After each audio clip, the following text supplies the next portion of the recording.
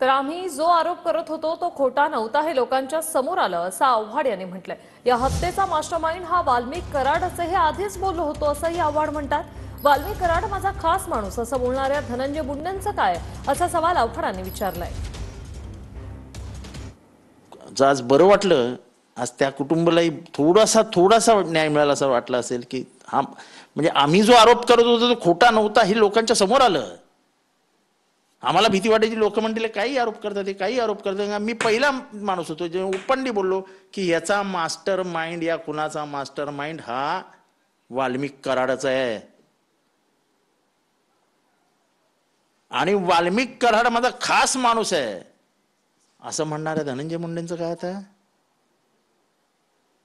एकदा नाही तर दोनदा जाहीर व्याख्या म्हणजे जाहीर बोललेत ते की वाल्मिक कराड हा माझा एकदम खास माणूस आहे, जवळचा माणूस आहे, माझा माणूस आहे।